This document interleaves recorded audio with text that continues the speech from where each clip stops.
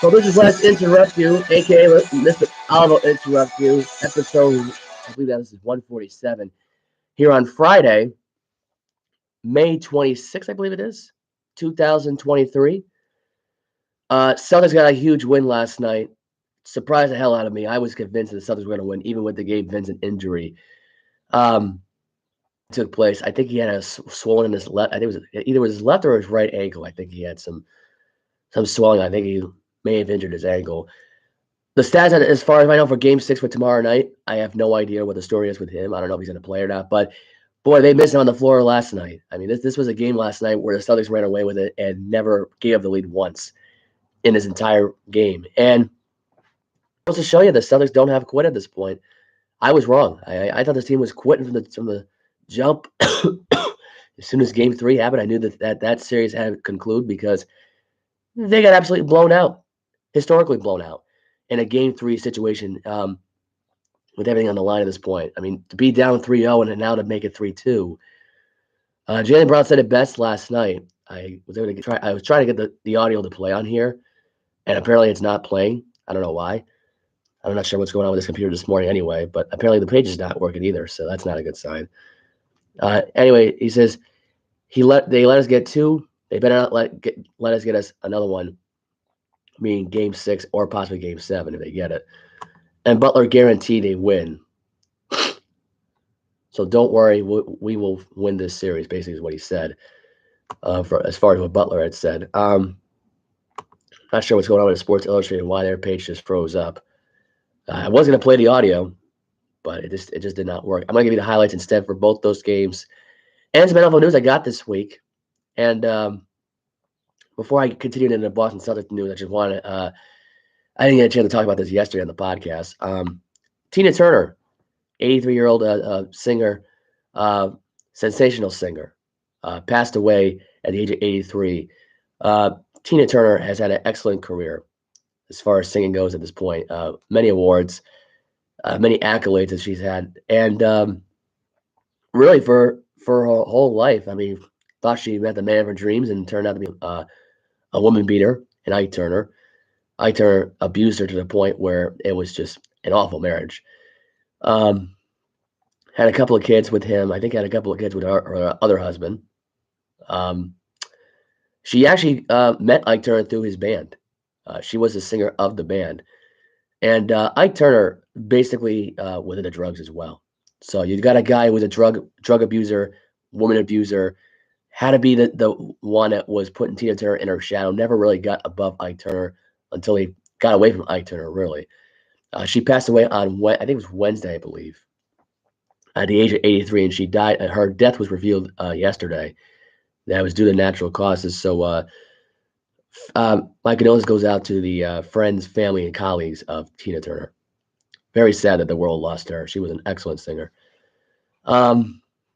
I believe she was. I don't even know. I might be wrong about this, but someone told me that she was in movies as well. I don't remember if she was or not, so I could be wrong.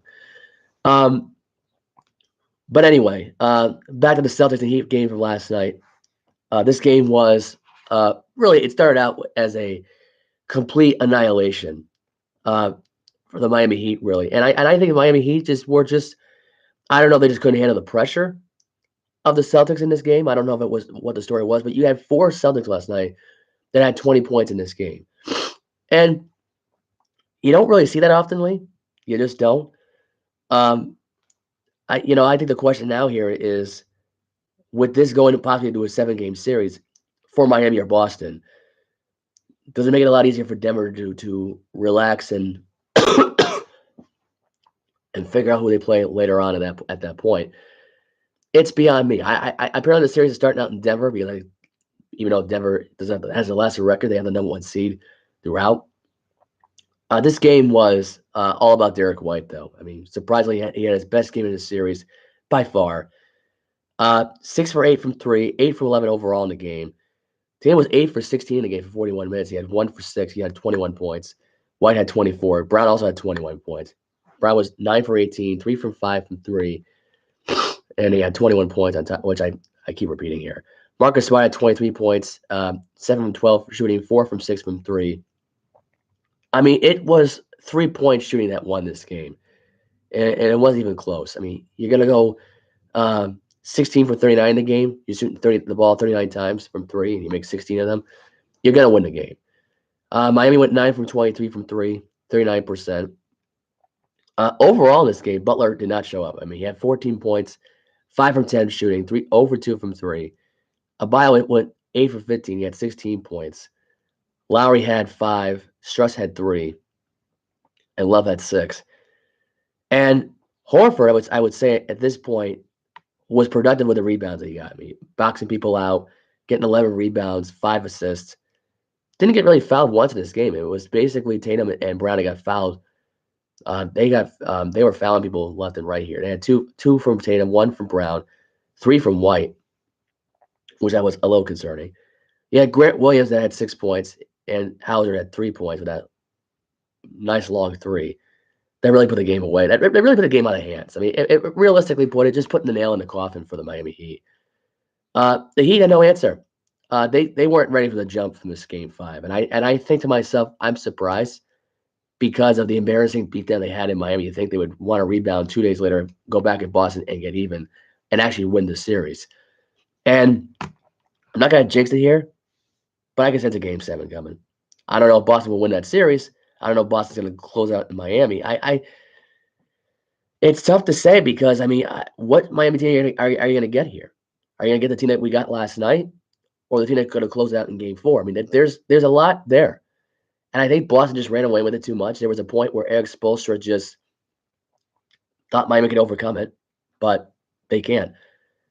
And I think they just run into a buzzsaw in Boston at this point. They're in trouble. I mean, this could go to a 7-game series. And I think realistically, I wouldn't be surprised because it just went 7 games last year. So don't count out the Celtics just yet. I learned that the hard way with this team. I think realistically, with this going back to Miami, it's a lot of pressure now in Miami to close this out. And Butler may seem confident, but, I haven't seen Butler, in my opinion, I don't think Butler was the reason the Miami Heat made it to the NBA Finals back in 2020. I don't think it was. He didn't really have – I mean, he had great performances against Milwaukee, against Boston in the Eastern Conference Finals, but that never showed up in the NBA Finals back in 2020 against the Lakers. It never did. Excuse me for a second.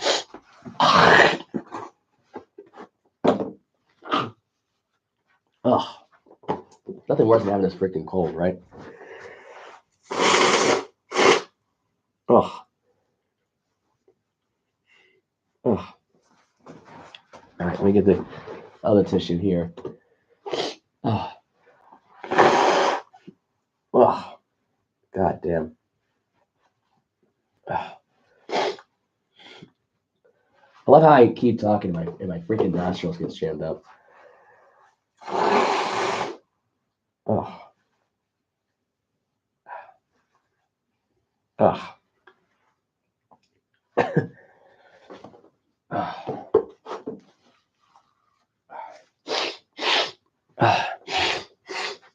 Apologize for that for a minute. That was a much needed tissue break there.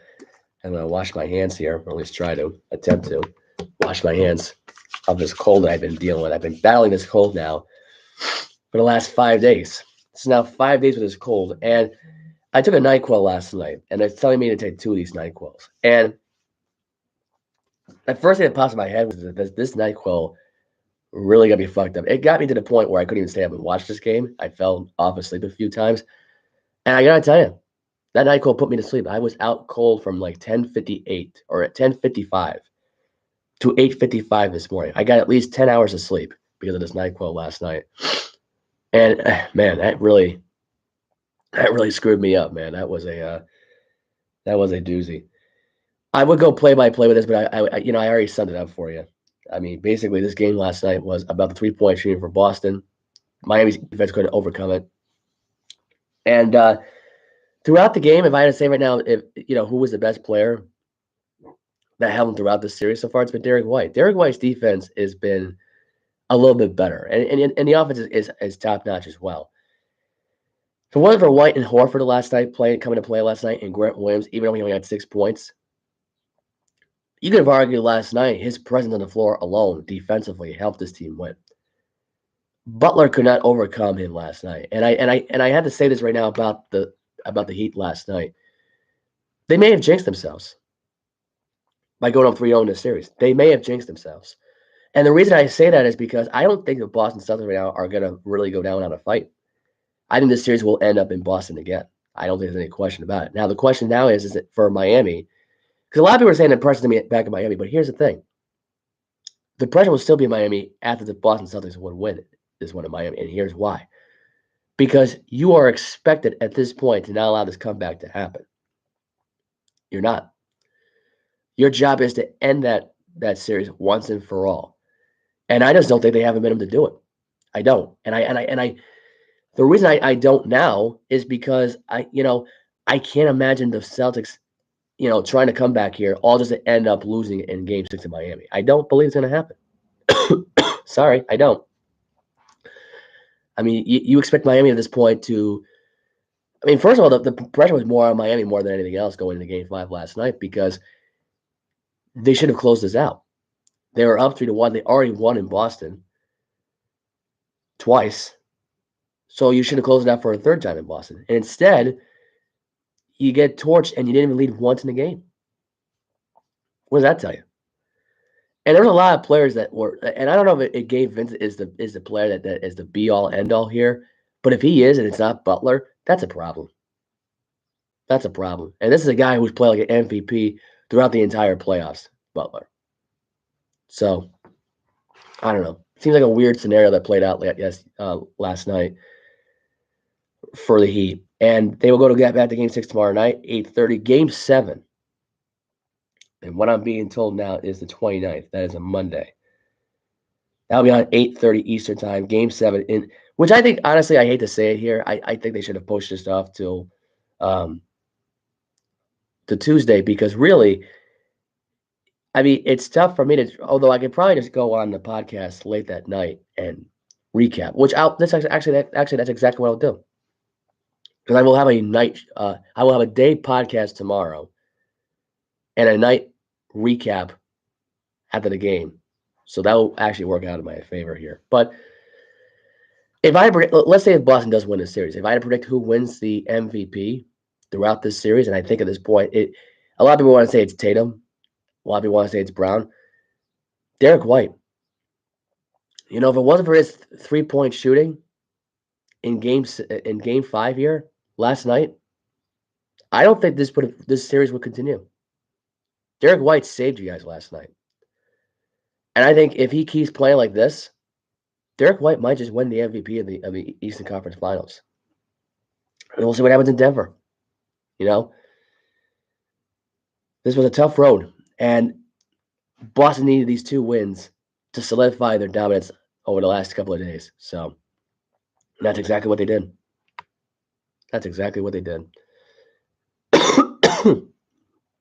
My God, this cold. Killing me. Anyway, Dallas Stars survived the Golden Knights last night in Game 4 in Dallas. This was a lot of this was a battle last night. Robertson got the 2 goals from the left wing position. Carlson got the goal to open up the game in the first period, assisted by Smith and Roy. Robertson was taking advantage on a power play. Thanks to Hankson and Hintz, he got the power play goal and tied him at 1 piece. Later on, Marchette. Actually came from McNabb to Eichel now to Marchette. That made it 2-1 Vegas. Robinson got the goal thanks to Lindell and Domi. And overtime came around here. This was Pileski, power play, puts the game away. 3-2 Dallas. Series is now 3-1. Now the question that's on everyone's mind is this. After last night, after what we saw in this NBA Eastern Conference Finals playoff series between Miami and Boston, do I sense this here for Vegas and Dallas? You never know. Dallas avoiding a sweep last night. I mean, I don't know if it's a foregone conclusion if Vegas gets a win in Game 5. I don't know. I've seen weird Game 5s happen. And it wouldn't surprise me if Dallas came back and won this series. Not trying to jinx it. But if Pileski Sagan, and I would say Pavlovsky and Robinson, if they just continue to show up here, along with Sagan, this Dallas Star team is dangerous. I don't know. I mean, it could all come down to Bruce Cassidy in the end, and it'd be a great way to basically stick it to the Vegas Golden Knights and we're Bruin fans, saying, "Wow, you're up 3-0 in your series, and you lose in 7 games." Could you imagine that one? Because think about it, the Bruins were up 3-1 against the Florida Panthers. They lost that series. Vegas is up 3-0 in their series. They lose Game 4. It's a possibility they lose Game 5 because Game 5 they're not guaranteed to close out in NHL. They're not. Vegas at this point had a chance to close out this team last night. They practically embarrassed the Dallas Stars. And I got to say now at this point, if that wasn't a wake-up call game last night that gave this team the win last night, I don't know what is. Because I have a funny feeling this series is not over just yet. I'm not saying there's a foregone conclusion that Vegas wins at this point because, like I said, I had Vegas winning in 6. So that could still happen. But Dallas could actually wake up from this because this was an embarrassing loss they took the other night on Wednesday. And that could be a foregone conclusion where this series ends up going to a 7-game series, legitimately speaking. And the reason I believe this, and I truly do believe that could happen, realistically, is because it's not really a guarantee that Dallas will lose that series. I just, like that, being embarrassed like that. I mean, that you talk about a wake-up call. That Dallas Star team showed up and played last night, and it looked like a team that was reborn. And I'm not, with how they played overall. I mean, this was a series that needed a 3-0 comeback story, and Dallas could be the one that does it this year, and that could be the one that leads to the Stanley Cup final win. That's possible. But then they got to run to Florida at this point, who just came off of sweeping the Carolina Hurricanes. By the way, they did this simply put. They beat the Toronto Maple Leafs, they beat the Bruins, and they beat the Hurricanes. That's 3 great teams they just beat in their playoff run. You know who Dallas beat? The same teams they always beat. The Wild. I think they beat. Oh God, who else they beat in this series? I gotta look back in the series here at what Dallas did because it's my cold's making me forget here. The Kraken they beat, which you could have argued right now, the Kraken and the Knights, that would have been more tougher of a matchup.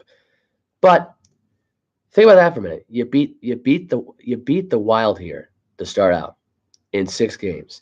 You go to a 7-game series with the Kraken, and now here you are down 3-0. You win last night. This goes back to Vegas. Vegas is not a team that's gonna win a Game 5. They've not been known to do that. And they've been known to actually get beat at their home for the Stanley Cup final. So this is not a foregone conclusion that Vegas goes back in there and wins a Game 5. It's not. It's not even a guarantee. In fact, a lot of people are saying now that they wouldn't be surprised if Dallas would actually go pick up the upset and get the win, which is on tomorrow night, 8 o'clock. That's tough. Because we got an 8 o'clock hockey game. We got an 8:30 Boston Celtics game. What do you think I'm going to watch? I'm going to try to pull off both recaps here because there will be a day and a night cap here I will do here. It's a 5-day show I'm going to do here. Imagine that. Anyway, Game 6 would be Monday, and Game 7 would be on Wednesday. So that would mean the Stanley Cup final itself wouldn't really necessarily begin until either June 3rd or June 4th. That's more likely to happen.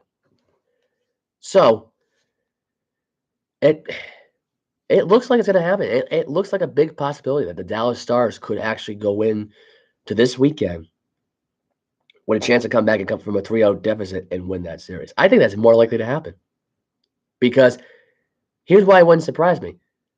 We go from one coach that chokes in Montgomery for the Bruins and a 3-1 deficit to another one who couldn't get it done in the Stanley Cup final against the St. Louis Blues. And here they're facing probably a tougher version of that in the Dallas Stars. That's what I think of when I think of this Dallas Star team, the 2019 St. Louis Blues. I do. The only difference is the Bruins were never up 3-1 in their series. I think they were up. They might have been down actually in that series. Now the more I even think about it, back in 2019, And they were. They were down 3-2. Boston made it 3-3. And the Bruins choked. Bruce Cassidy has been known to be a choking artist of a coach. This is not a shock to anybody. He's lost the Stanley Cup final in 2013. He's lost the Stanley Cup final in 2019. He's lost in first-round series. This is nothing new. This is nothing that Bruce Cassidy has not been, recognized for in the past. And he's now on another team who's been known to do the same. So this is nothing shocking to anybody. And a lot of people are saying, oh, they lost to the Boston Bruins in Vegas. So Vegas is not really a strong home court advantage, I don't think. I think Seattle and everything else, and Dallas and Boston and Montreal, Washington, and Pittsburgh, those are strong hockey towns. But Vegas, not at all. So this really would not be a shock to anybody if Dallas were to come back and win this series. Hell, I think a lot of people would be shocked because a lot of people are convinced that the Knights are so good they can close it out in 5 games. But everyone was surprised they even had a 3-0 lead to begin with. Because a lot of people were stunned about Dallas not winning at home. So anything could happen here going forward. I mean, anything's possible at this point. And look, I mean, realistically, if it had to come down to it, if I had to say right now what happens most likely first, Dallas coming back or Boston coming back, of course I'm going to say Boston. Why would I want to say Boston at this point? I look at that, I go, yeah, that's a possibility. That really is a possibility now going forward. It just, I don't know what's going on here. I'm getting the same notification on my Facebook here. Boston Celtics are going to be getting a series comeback here, more likely before Dallas would. Because at this point, it's all depending on what Miami does. And plus, Miami's an 8 seed. So they can 8 seed this whole thing up and screw up in the end and still lose the series. Believe it or not, the Pistons, back in 2004, they came back from a 3-1 deficit against the 8 seed Orlando Magic, and they won in 7 games. That was the 2003-04 season. That was not the 2004-05 year. I believe the 2004-05 year was Doc Rivers' debut year in Boston. So that was that year. So anything's possible. Anything is possible. We have the NFL rule change that took place this week. There's a lot of NFL rule changes that took a lot this weekend. I'm going to discuss right now. Fair catches and touchbacks will now be placed at the 25-yard line on kickoffs, which the touchbacks have already become a thing, but apparently they fair catch it before that. They are now placed at the 25-yard line. Andy Reid has said on record that they do not like this rule. It's going to be like flag football. He has a fear this will be turning into flag football, which I have a funny feeling that he might be right on this. Excuse me 1 second as I try to blow my nose here.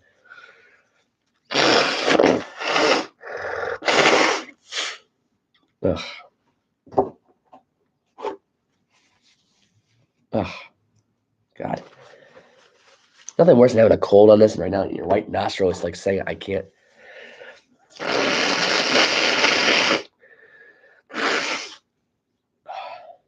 Oh, that's mucus. I'm not going to show it on camera what the thing looks like, but it's pretty bad.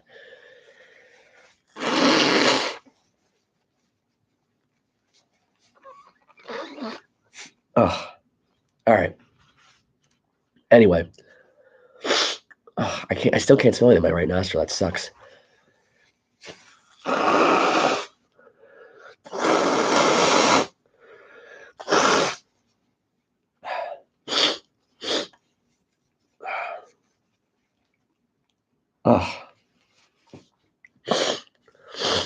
Oh, what the hell?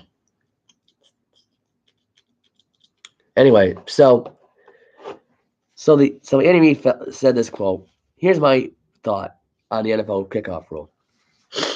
I think it's 100% stupid. And the reason being is because the touchbacks always happen now at this point. It's rare to get a kick that doesn't go in the end zone here and gets returned here anymore. But it does kind of ruin kickoff returns. College football's done it. The difference is at this point that they can still hit hard in college, and there's still controversial big hits. With kickoff returns at this point, I mean, we haven't seen big hit in probably 13 years. But I will say this, though, about as far as the NFL at this point, protecting the players, I think this is a little bit too much with the kickoff return. I think it is. Why, in this case, at this point, do we need this to happen? What, like, is it necessary? Is it necessary at this point to do this? I mean, they're basically copying college football at this point. That's all this is. The only difference is the college isn't wanting to make this stick. Because, let's be honest, they don't think kickoff returns are cool anymore. That's why we really rarely see any of them happen in college football. In fact, more likely or not, you're going to see it more happen in the NFL, more likely than college football. And that's just what I've seen over the years. The NFL is going to be one and done with this rule. I don't think this is a major deal here. I think Andy Reid just overreacted on this just a little bit by saying it's going to turn to flag football. If that's the case, then it might as well be the kickoff return guy with the flags on the side of his pocket who basically just pulls off and says, "Yeah, I'm not returning this. I'm end the play."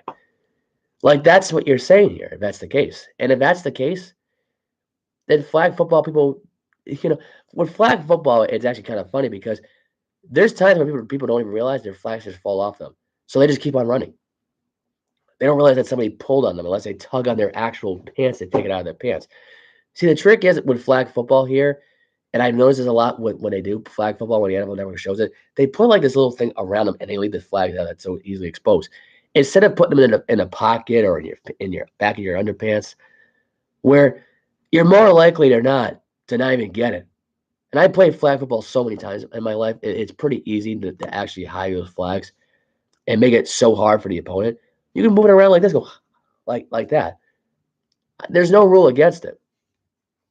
Where in the NFL, there's constant rule changes every single freaking time. And most of the time, things stick, and most of the time, they don't. The kickoff return is what's the most exciting thing about the NFL. It's like the fresh smell of a football player getting absolutely blasted. That's the whole point of it. I don't see why they got to get I don't see why they had to have this rule. At this point, it's more likely or not easy enough to get a person cut if they can't prove themselves as a special teams person anyways. That's the point of their job. Now, if they do this for punt returns, that's kind of stupid too, especially on a safety play where they're going to do a safety punt and you're going to fair catch it. So what if you fair catch it at the 35-yard line and go back 10 yards? I'm just saying, they really need to think about this rule going forward. I don't know. To me, it's kind of ridiculous, but I'm just saying. But then again, it's the NFL. They let the rule play out, and then it sucks, and it's like they revisit it, and it's like, you know what, let's just continue through the rest of the year. Because no one can come up with a good decision because half the time they know their teams suck, and that's all they care about. They don't really care about what rules they change. So they're not focused on that. 3 weeks in the NFL season about a rule change. They decided that was cool back in the month of May. Which in about 4 months, we're going to see this revisited in first 3 weeks of NFL season, and no one's going to like the rule. So they're going to do what they always do, wait until the end of the year, and then change the rule right back. That's all. It's unfortunate, but it is what it is. Patriots lose OTA session after violating offseason rules, and Bill Belichick was fined $50,000. I don't know what the rule was they violated here. What I think about this really is that this is actually kind of surprising. They actually made Bill pay $50,000 out of this whole thing. The Patriots were scheduled to have an OTA on Thursday, but the team announced earlier on Wednesday that the session had been canceled. Reported that Thursday OTAs, along with another that was scheduled for next week, are the two that have been taken away by the NFL. So the actual violation, it appears to center around meetings instead of any on-field infractions. Which I guess they had earlier meetings, which I look at it like this. What is the problem with having an earlier meeting that's scheduled at this point? Because the coaches and associates meet up early instead of the players. Which, by the way, the players meet up early all the time. The players never get in trouble. But this right here is a troublesome fine here. That's ridiculous. And really, it's just another excuse for them to have a little charity collection. That's all this is. Come up with the most ridiculous rule that nobody even knows was in the rule book, because the NFL rule book is such a big rule book at this point. They just keep adding pages and pages of new rules into it that they just make up crap as they go along.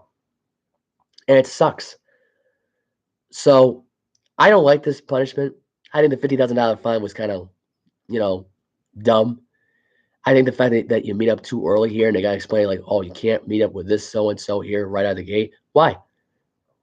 They're not planning anything against the opponents they're going to be playing for the 17, 18-week future starting in September. They're figuring out who's going to be playing where, who's what, who's going in, who's going out, meeting up with the scouts here to figure out what's going on, meeting up to figure out how they're going to retire Tom Brady's jersey in week 1. That's all they're meeting up for. It's not a Spygate meeting. Robert Kraft doesn't have his drones ready to go flying onto the football field. It's just, I hate this freaking thing. And there was even a story this week. It's ridiculous. It really is freaking dumb. And I just think that it's idiotic at this point. They actually make this a rule. I do. I do. Matt Ariza, the ex-Bills punter, was working out this week with the New York Jets. The punter who was cut after being named in the lawsuit of the gang rape that happened to take place in the college that he went to. I knew Matt Ariza wasn't part of it because I just can't imagine a guy like that being part of a gang rape. The guy doesn't seem like a creepy guy that goes after minors. I just don't imagine him kind of doing that, really. I don't. And honestly, I wouldn't be surprised if the Jets sign up because realistically, they do need a punter. The punter they have now sucks. You know who also needs him? The New England Patriots. The punters we have right now are terrible, too. So I wouldn't mind Matt Ariza being a punter in 2023 for the New England Patriots. That actually would be a big help for the special teams more than Matt Slater coming back. Just saying. Traylon Burks hired a private pilot that took 5 a.m. flight to get to OTAs with the travel struggles that were going on this week. Second-year wideout Traylon Burks has a lot of high expectations. The first-round pick out of Arkansas is expected to shoulder the Titans' passing attack in 2023. This is a quote, by the way, from CBS Sports, Jordan Dandanji.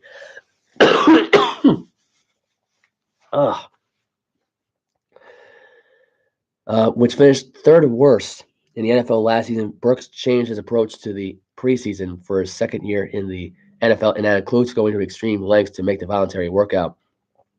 Burks was more than determined to get to the Titans facilities by Monday morning at 8 a.m. Per NFL reporter Paul Korzowski. However, Burks' flight from Northwestern Arkansas National Airport to Dallas, which was delayed, which would force him to miss his connecting flight to Nashville. Burks then turned his attention to driving and began the process of seeking out a rental car. The problem was Walmart apparently leased out every rental car in the area until Thursday. Burks told his agent J.R. Correll that he was not going to miss camp for any reason and that he needed to help him get to Nashville. Carroll then reached out to 5 private pilots for their help, but they were not willing to fly Burks to Nashville on a Sunday night. Eventually, they found a pilot named Zach Davis with a small Cessna that was willing to make the journey early Monday morning. The price? Cost of fuel and the pilot's time. And quote, as soon as the sun broke the horizon, they took off for Nashville in his plane, whose prop was smaller than Traylon's wingspan. Carroll said, via Korzowski pilot said, Burks slept the whole way and wasn't the least bit nervous. Post quote. You got to love this story. You got to love these NFL stories. They come up with these best stories. That's the player right there that knows that his second year cannot be like his first year. He cannot be injury prone. He cannot be the guy that does nothing to help his team out. He has to step up to the plate. You're now the number one guy at this point if you're Tennessee at this point, because realistically, they don't have a number one wide receiver. They really don't. They got rid of Robert Woods. They don't have Julio Jones anymore. And realistically, they don't have anybody that's a deep threat. They don't. They don't have anybody. Traylon Burks is that guy for Ryan Tannehill. And Tannehill could end up being traded. And it could be the one and only.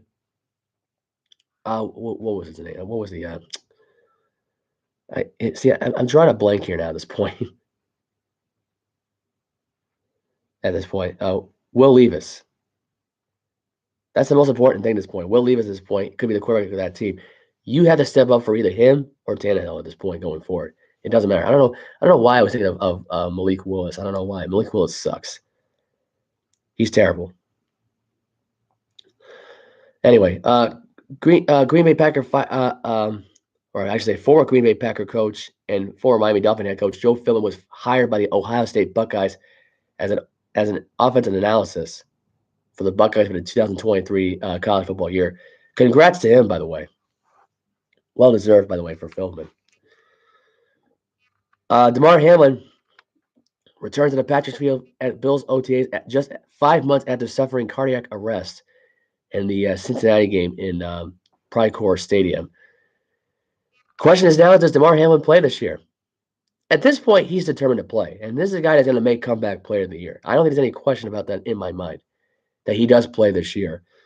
The question is, does the University of Cincinnati and the University of Buffalo think he can play? That's yet to be seen. Hasn't been cleared. I mean, he's been cleared to do football activities. But as far as, the coaches and all of that, is it going to happen? It's a wait and see kind of thing. It really is a wait and see kind of thing. Notre Dame and Ireland have a game in Ireland this year. Packing up to 40 to 50,000 fans, has officially sold out. This is sold out quicker than the Patriots-Eagles game coming up in 2023, Week 1. August 26th is the initial date for that game, so good for the Fighting Irish at this point. They got a good game out of it. Sam Hartman and whatever Navy has at this point, I think it's going to be on CBS at that point. Wouldn't be surprised if it wasn't. Because realistically, this is a game I would put on CBS right out of the gate. I would put it on right out of the gate. If not CBS, then NBC. And we'll see who broadcasts that game. I think going forward, that'd be a very interesting opener there. And really, honestly, I wouldn't mind seeing, just based on looking at this picture for the stadium, I wouldn't mind if Ireland had a Super Bowl for the NFL or a national title game in Ireland. That for college football, that really would not be a problem with me. I would love to see that stadium play out, and I will be the one that will tune in to watch this game in about 3 months. We're 3 months away from this, by the way, because today is the 26th. So 90 more days until we get Notre Dame versus Navy. That'd be awesome. Aaron Rodgers reveals he's a big fan of Jersey Shore, caught up with Pauly D set in Las Vegas during the Jets OTAs. Which honestly, I'm surprised Aaron Rodgers is a fan of Jersey Shore here. To catch up with Pauly D here, this is a guy, by the way, who was born in Rhode Island, moved to Jersey, then moved to Vegas.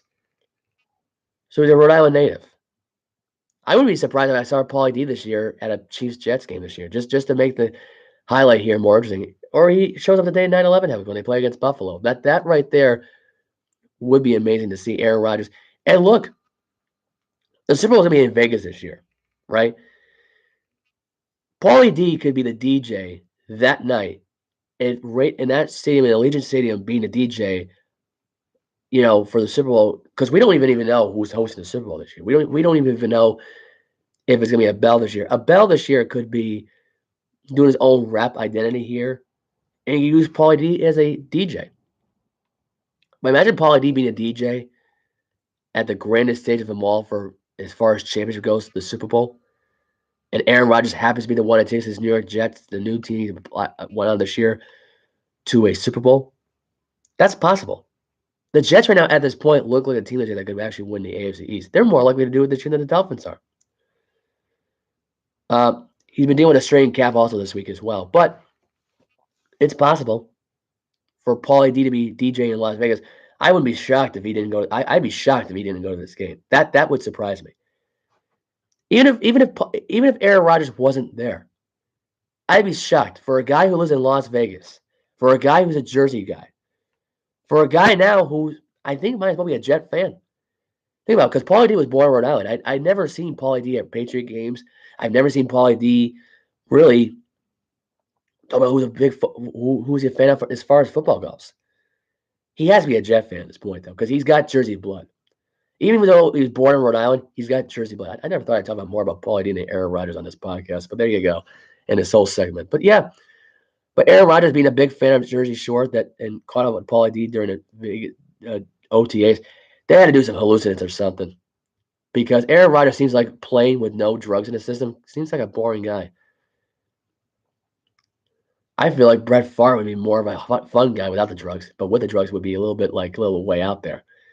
But Rodgers, to me, and Paulie D doing some hallucinants at this point, that would be interesting. That'd be pretty cool. They get all drugged up and stuff like that. They get high as a kite. They just got to make sure they have a designated driver to go along with them. That's really the only difference here. I like this a lot. I mean, Aaron Rodgers at this point makes me like him more and more now at this point, even though he doesn't talk to his family. Look, it's okay. There's people out there that don't talk to their families. I get it. There's a lot of growing pains there with that, but it is what it is. But Aaron Rodgers, it's hard for me to even imagine him watching one episode of Jersey Shore. My question is that Aaron Rodgers is Paulie D's favorite character on the show, and who's he like more? Does he like Paulie D? Does he like the meatballs, Deanna, and Snooki? Does he like a little bit of JWoww at this point? Are we going to see a JWoww Aaron Rodgers relationship out of this whole thing? Is it Sammy's sweetheart who made her return? I mean, there's a lot there. There's a lot there. I think I don't even know if they started their season yet with Sammy's return. So I'm going to look at that one a little bit later on. But yeah, this was shocking news this week. As soon as I read this, I could not believe it. MetLife Stadium to host a series of hockey games this upcoming year in 2024, then featuring the New York Rangers, the New York Islanders, the New Jersey Devils, and the Philadelphia Flyers. Poor report according to CBS Sports, Chris Bengal. It's a stadium series that starts in February of 2024. One contestant will reportedly feature the New York Rangers taking on the New York Islanders, while the New Jersey Devils will face off against the Philadelphia Flyers, which we all know the Devils might win that game because the Flyers are going to just basically tank. And the Islanders might lose to the Rangers, depending on Patrick Kane sticks around in New York. That's a big if. And I think even then it wouldn't affect New York that much anyway. It wouldn't. Michigan State football game versus Penn State moved to Detroit's Ford Field on Black Friday. So you're going to have a college football game on Black Friday, and you have Dolphins Jets on Black Friday. Just remember that FYI. And you know what? I'll be switching the TV back and forth at both on the same time. I believe the Dolphins and Jets are on at 3 o'clock that day as well. Not 100% accurate on that one. And as far as the Michigan State-Penn State game, that's going to probably be on either NBC or CBS. So that'll be a battle right there for the Big Ten at this point of who gets that. I'm not necessarily sure if college football already did their broadcaster meetings. I know the NFL did their meetings. I don't know if college football was on at the same time with those meetings. So that's a big what if here at this point. Pat McAfee reportedly is now heading to ESPN. I already made my thing clear, but apparently he's going to make ESPN is going to make the change in this whole thing and replace this just in with Max Kellerman, which I didn't even know was even a show on ESPN. It must be on ESPN Radio, I'm assuming. Pat McAfee's show will be simulcast through a variety of channels when it hits the ESPN. It's not going to just be ESPN. He's still part of the Sirius XM radio, I believe, and he's part of the Sirius XM on television, and he's part of the ESPN brand, ESPN Radio. To me, the wokeness won't screw it all up for him on radio. He's going to still be his non-filtered self, I think, personally. This, to me, wouldn't surprise me at this point. They're going to make the show fun. This is not going to be an FCC show that takes over and screws up the whole thing. This is going to be like Pat McAfee and Lee Corso screwing around on College Game Day. That's what this is going to be. And unfortunately, it takes away Max Kellerman's show. It is what it is at this point. Okay? I'm not 100% sure of what the big deal about this really is, if it is a big deal, which I don't think it is at all. I just don't think that this is a big story, that Max Kellerman is losing his show. He still has his morning show. So the Pat McAfee show wouldn't be on until noon anyway. So you got Max Kellerman on there with Keyshawn Johnson, Jay Williams. They still got that show, right? I don't think this is a big deal. I really don't think it is. I think it's a blessing in disguise because it puts more pressure on Pat McAfee. But if you think about it, it's no problem for Pat McAfee. It's not really a problem for Max Kellerman. People are making a big deal about this, saying that Kellerman's upset about this. This should not come to a surprise because I didn't even know this was even a show. And on top of everything else, no one was really tuning in and watching that much anyway. Pat McAfee's a popular entity in the sports communication business. This is a show that will save that business and will prevent from ESPN from crumbling to the ground. Even and I've said before, Mike Greenberg getting fired would be an issue. Stephen A. Smith being let go or Mike Wilbon being let go. Here's the thing: if Pat McAfee wants to be the guy that goes on there and debates with Tony Kornheiser, that probably would save the show. Or Pat McAfee debuts on there with AJ Hawk, or he debates with Aaron Rodgers. That right there, in of itself, because we all know Aaron Rodgers is going to retire and go to television. This guy is going to be an analysis at this point. He always wanted to do it, and Pat McAfee and Rodgers are friends, so it kind of works out in both their favors. Sorry, I tried to blow my nose there again.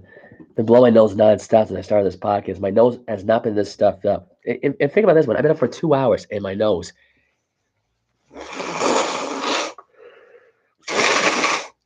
Oh, God. A ton of leakage. My nose is like a leaky freaking faucet this morning, let me tell you. Pretty bad.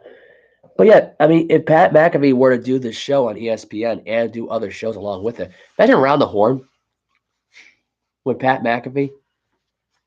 That'd be an amazing show. Pat McAfee would say that show along with Tony Reali. Tony Reali, by the way, and Pat McAfee as a duo would be an awesome get up here. Him broadcasting football games with Joe Buck would be a great thing too. Pat McAfee is going to save ESPN. It's going to kill the wokeness as far as I'm concerned. That's my take right now. The woke comes to a close with Pat McAfee. Because nothing's stopping that band of troops. It's not. And if ESPN falls in line with this, where they just basically just get completely destroyed by Disney and wokeness, then Pat McAfee's going to leave the show. If anything goes wrong in that show and ESPN somehow botches his debut or anything like that, that's it. Radio at this point is great and all. It's fine. TV is a whole nother battlefield. So keep that in mind for anybody out there who wants to go into radio and TV at the same time. Just saying. It's not an easy simulcast kind of feel. But anyway, I might as well get into the last of the subjects here, which is the all the scores that happened yesterday in the baseball world. No, Red Sox had played last night, but I will give you the scores because I didn't, like I said before, I didn't stay up and watch ESPN. I passed out. So I'll give you the scores quickly for baseball, and we'll just sign off there. Mets beat the Cubs last night, 10-1. I believe that series ended up being even. So the Mets end their series that just like that. Giants beat the Brewers 5-0. Cardinals beat the Reds 2-1. Tampa Bay Rays win 3 out of 4 against the Blue Jays 6-3. Rockies beat the Marlins 7-6. Padres beat the Nationals 8-6. Tigers beat the White Sox 7-2. The Orioles beat the Yankees 3-1. Braves beat the Phillies 8-5. Mariners beat the Athletics 3-2. So that's that. So I am signing off. Thank you all so much for tuning in and watching my podcast, listening to it. If you're going to listen to it later on, it's great. It'll be on there all day. You can follow me on my social media, which is JAlvoSports123 on Snapchat, Joseph Alvo on Facebook, Joe Alvo Boston Sports on Instagram, TikTok, Joe Alvo. That's it. That's all.